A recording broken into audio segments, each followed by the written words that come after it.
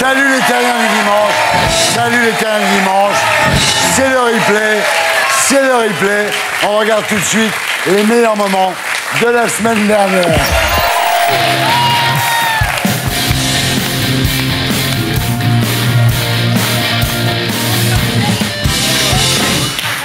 Ça va? Bonsoir Thierry, bonsoir à tous. Tanguy Pastion. Pas trop. Alors on commence cette semaine avec Laurent Wauquiez, qui dans Paris Match a ouvert son intimité, ce qui ne veut pas dire qu'il s'est tranché le sexe en deux, mais qu'il a présenté au public sa journée type. Donc le matin, petit-déj, il sert du thé à sa famille, tout moulé dans son jean. Son fils se dit, si plus tard je suis bâti comme papa, j'appelle Marc Dorcel et je me lance. Puis il s'accroche à sa femme Charlotte, telle une moule à son poteau. Charlotte l'a dénoncé sur Twitter avec le hashtag Balance ton porc en tant que frotteur.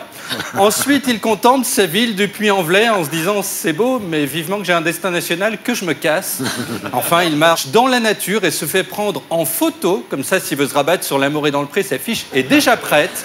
Puis il enjambe une rivière super propre en respirant du bon air. Pour lui, un pic de pollution, c'est quand une vache à 20 km de là a des gaz. Enfin, il retrouve Assad, son cheval, seule créature moins bien montée que lui. C'est le seul actuellement avec Poutine à avoir envie de faire un câlin à un être qui s'appelle Assad. Alors malgré les protestations de l'animal qui a fait hihi, ce qui signifie non, on n'avait dit pas la langue, et ben Wauquiez a tenté le French Kiss. Pour lui, la chaîne Equidia, c'est une grande émission de speed dating. Alors cette semaine, les écolos, les seuls à appliquer leur programme, puisqu'ils ont fait un parti biodégradable, là il n'en reste plus rien, eh bien ont pris une douche pour informer sur les conditions de vie des migrants de Calais. Alors l'ont fait Eva Joly et son regard inquiétant. C'est la seule qui, dans un remake de Psychose, jouerait à la fois la dame qui prend sa douche et Norman Bates, le tueur. Elle se poignarderait toute seule, tel un djihadiste suicidaire. Mais aussi José Bové. C'est la seule photo qui existe de José Bové prenant une douche. Même ses parents n'en ont pas. Il y a également Yannick Jadot, derrière un rideau de plastique. Il a la vie d'une tortue marine prise au piège dans un vieux sac Leclerc qui flotte, avec moins de charisme. Bien sûr, ce sont là de fausses douches. Il n'y a pas d'eau. Mais Pascal Durand, l'écologiste anonyme, a quand même tenu à se mettre à poil. Il a dû faire l'acteur studio. Vous le lâchez dans une piscine vide. Il se met à nager tout nu au fond en criant « Venez les bonnes !» Ou alors, plus probable, c'est juste de l'exhibe, je sais pas. Alors sinon, on a des nouvelles de François Hollande, le béni-île français qui est allé en Corée du Sud où il a croisé le Premier ministre Lee Nak-yeon. Hollande lui a parlé de son actualité, il lui a dit 11h05, je regarde Motus, puis je fais des mots mêlés, et Julie me fait manger ma semoule. Puis il s'est énervé contre Macron, ça doit être la Corée qui fait ça. Kim Jong-un, Hollande, dès qu'on est en Corée, on pète un câble. Vous y lâchez Carla Bruni, elle fait du death metal. Hollande a fait une conférence rémunérée. Ils ont dû le prendre pour quelqu'un d'autre. C'est le seul à avoir sa tête sur grand écran sans s'être fait prendre à l'hôtel Mercure par Harvey Weinstein. Alors était également présent en Corée Jean-Vincent Placé. C'est la filière du recyclage. Les déchets nucléaires, on les envoie en Sibérie. Les politiques en bout de course, c'est la Corée du Sud qui nous les prend. Ça, c'est bien fait, quoi. C'est bien fait. Sinon, petite annonce. Stéphane Travers, ministre de l'Agriculture, Mister Glyphosate, a rencontré son homologue américain. C'est lui qui fait pousser les Frosties. Et ni l'un ni l'autre ne sait quoi faire de ses bras. Ça pend, c'est inesthétique. Donc ils les vendent sur le marché du trafic d'organes. Voilà, c'est bon à savoir. Enfin, Carla Bruni le dit, Nicolas Sarkozy lui offre une vie sexuelle fantastique. Elle a de la chance. C'est l'étalon de Neuilly. Il a les glands des mocassins qui se touchent. Et entre deux coïts, il a déjeuné avec Wauquiez, à qui il a dit « Je t'embrasse pas, j'ai tout le corps en feu à cause de Carla. » Wauquiez a répondu « T'inquiète, j'ai déjà Charlotte et Assad, tout va bien. » Oui, Thierry, à droite, on fait l'amour, mais c'est parce qu'on n'a plus que ça à faire. À tout à l'heure pour le retour.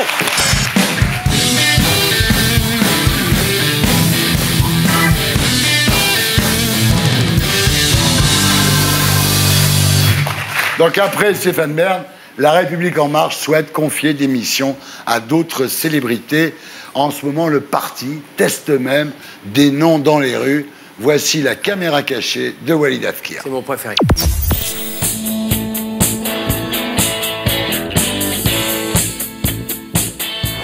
excusez-moi de vous déranger. On fait partie du mouvement En Marche. On fait une petite enquête auprès des Français. Je ne sais pas si vous avez entendu, le gouvernement a nommé Stéphane Bern chargé de mission au patrimoine.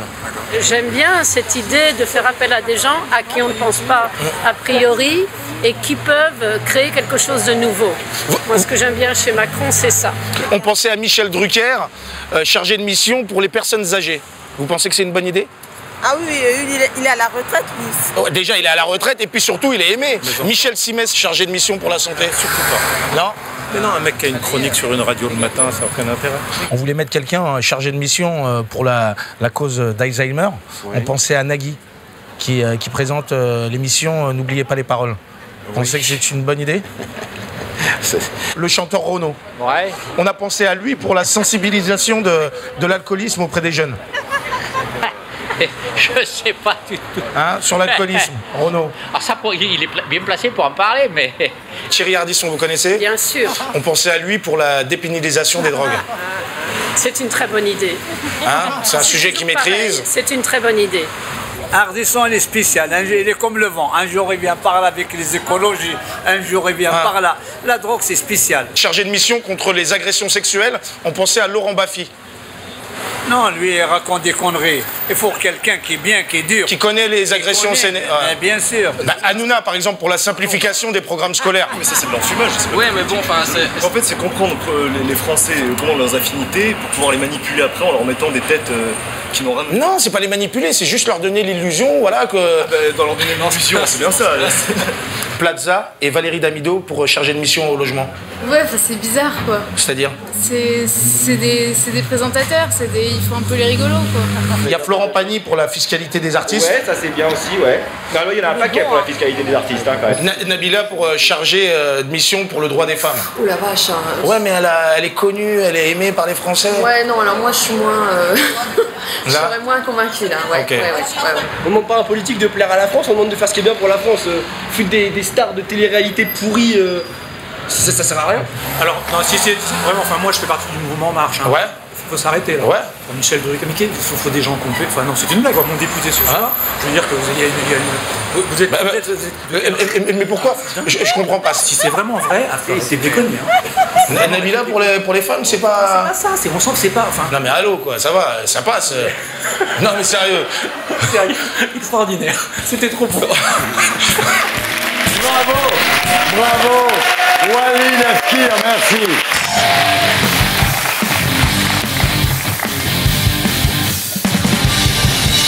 Alors, les chroniqueurs vont-ils encore une fois battre la prod? Le sujet de ce soir, il existe des sacs à main en peau humaine. Vrai, faux, fake, no fake, on regarde. Un perfecto à la coupe élégante ou encore un sac à dos au design dernier cri. Des produits que l'on retrouve dans de nombreuses boutiques. À une différence près, ici, tous sont composés de peau humaine. C'est l'incroyable invention d'une étudiante en stylisme, partie d'une simple mèche de cheveux. On extrait l'ADN de cheveux humains. On les incorpore à des cellules souches. Puis on les fait se développer grâce au génie tissulaire. Et une fois le tissu obtenu, on le tanne pour en faire du cuir. Comme notre peau, les produits sont sensibles aux UV et peuvent même prendre des coups de soleil. L'invention fait froid dans le dos, mais pour sa créatrice, c'est une véritable alternative au cuir animal. Quand on entend parler de cuir de peau humaine, on trouve ça grotesque. Et en même temps, on n'hésite pas à acheter du cuir animal en magasin. Je trouve ce paradoxe très intéressant, d'autant plus que le procédé que je propose permettrait de produire du cuir sans faire de mal à aucun animal, ni aucun être vivant. Pour l'instant, ces produits ne sont pas commercialisés. Mais voilà à quoi pourrait bel et bien ressembler la mode du futur. Voilà alors des sacs à main en peau humaine. Fake, no fake, François-Olivier Gisbert. Pourquoi pas, effectivement, de la peau humaine synthétique. Il y a quelque chose qui fait qu'on n'y croit pas, je ne sais pas, mais ça doit être vrai. Vous dites non, vous? Non, j'ai dit vrai. Moi, j'ai regardé la peau de mes deux voisins, je me suis dit que j'en ferais pas un sac. Après, j'ai regardé la mienne, je me suis dit oui, c'est vrai. Alors un sac en peau d'Absatou, oui, mais en peau de mes voisins, non. En peau de Gisbert, ça vaudrait cher. Hein. Oh, bah, ça coûtera rien. Natacha, vrai ou faux? Je crains que ça ne soit vrai, parce qu'on peut cultiver de la peau humaine en laboratoire, bien sûr, maintenant, parce que ça avait l'air vrai. J'espère que non, mais j'ai peur que oui. Mais étant donné qu'ils n'ont pas dit, est-ce que c'était pas commercialisé, ça semble vrai. Mais là, je me dis, si c'est fait en peau d'Arménien, et que quand tu vois la peau d'Arménien, avec tu te les dis, poils. ouais, tu te dis un sac à main comme ça. Non, mais t'as déjà vu un type aussi poilu? Ouais, les Arméniens. Tu rigoles, je me suis épilé tout à l'heure. Attends, je te parle pas du reste. Alors, fake, non fake. Moi, je dis que c'est pas vrai, c'est pas possible. Raquel Garrido. Moi, je dis que c'est fake. Non, moi, je dis que c'est pas fake. Il y a bien des musiciens qui font de la musique avec des os humains. Donc, des sacs en peau d'homme, oui, j'y crois. Gilles William. J'ai la faiblesse d'y croire. Je pense que la production n'avait pas le budget d'aller enregistrer sinon une étrangère. Rien que pour des raisons économiques. Je suis moins sévère sur le fond que Natacha parce que je préfère à la limite qu'on fasse de la peau humaine à base d'ADN plutôt qu'on aille tuer des visons ou des buffles ou je sais pas quoi, des vrais buffles. Par conséquent, ça ne me gênerait pas. 5 pensent que c'est vrai. 2 d'entre vous pensent que c'est faux. C'est effectivement vrai, et je dois dire que vous battez une fois de plus la production, qui devrait se poser des questions sur sa capacité à embrouiller les gens.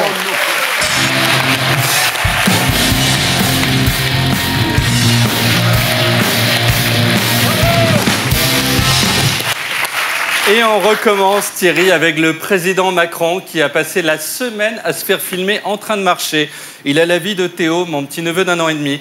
Alors, il a d'abord marché vers Philippe Martinez de la CGT. Bonjour, belle moustache. Allez, tu viens, Super Mario, allez, viens.